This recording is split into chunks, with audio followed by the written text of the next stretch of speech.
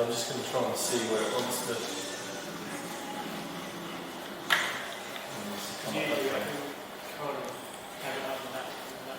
Just orientating without scrumless. Yeah.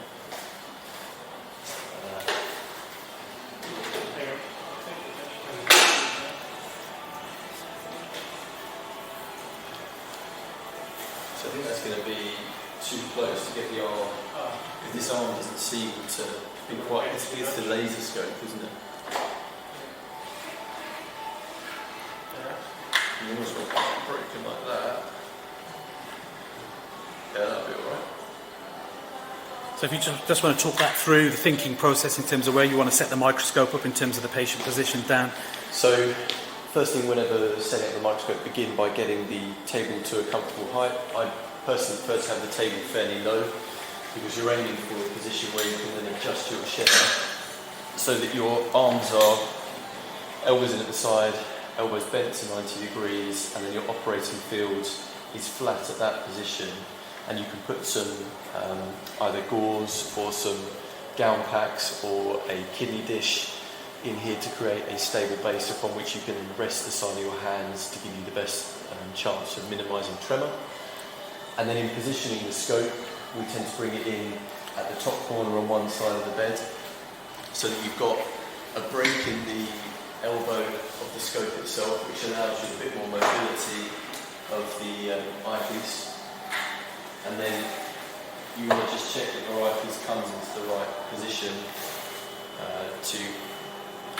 depending on where you're operating, so that you can then get the setup correct and proceed from there.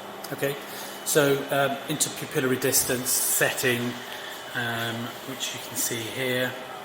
So the interpupillary distance setting on this particular brand of scopes is done at the very top, and obviously varies from person to person. So when you're first starting out in microsurgery, you just need to have a play around with this and just see what works for you. So for me, I'm 64, so you just adjust the dial to fit your interpupillary distance. Okay. And then the second thing on a lot of scopes is they then have a gauge that allows you to adjust the focus. Yeah. So for people who require glasses, they can then actually take the glass off and adjust this to continue microsurgery and be able to operate with somebody who doesn't require glasses and still be in the same focus. Most people, however, tend to leave this centralised at 0 and operate with glasses on. Prakash, do you want to come into position as assistant, and we can see that there are two ways that your position can be in one of two ways, either standing, which Prakash is demonstrating here. It tends to be easier as an assistant to be standing rather than sitting down, because you're over the top of the patient. So again, get your eye in a nice comfortable position and shoulders nice and comfortable, and then you're set for that.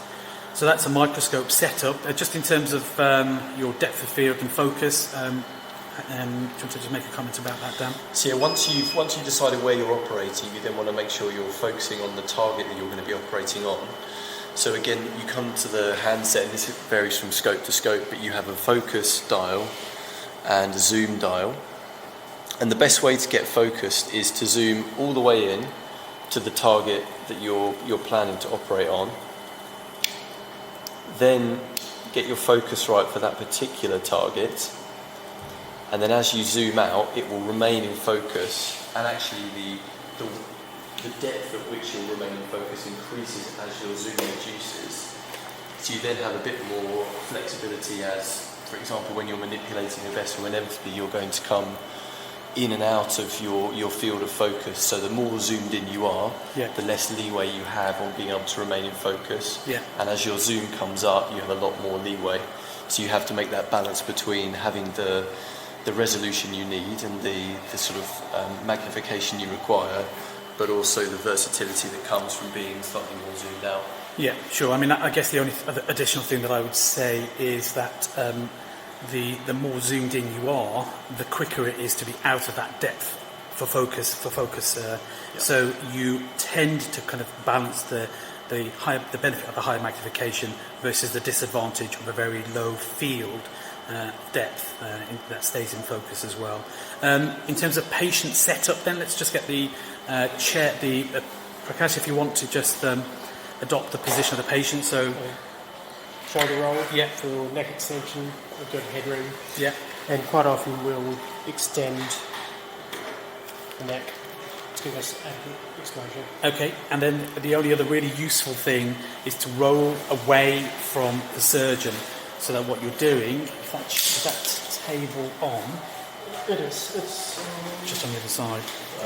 And the benefit that offers, if we just look at the top of Prakash's neck, so we're going to turn your head to the right and extend a little bit, but it just reveals this neck here for you, and all Dan's done is just rotate that table away from the away from the surgeon.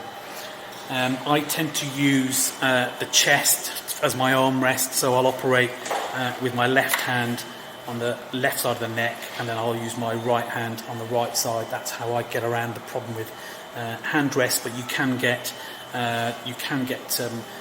theatre seats that have built-in armrests as well to facilitate stability. Final thing to comment about is the microsuction and microbipolar. So we would set the bipolar down to 7 or 8 with some very fine tip bipolar forceps, and then the suction needs to be right the way down as well. Get that suction down to low rate so that it isn't detrimental on the small vessels. I think that's pretty much it. Anything to add? I was going to say maybe what you could do is do a demonstration using the monitoring tool for zooming in, Yep. focusing and zooming out. So I'll get these simulation vessels for that, and then we'll do what I could do is I can overlay the simulation stuff we did with the vessels. I can overlay that over this video as well. Okay, thanks, chaps.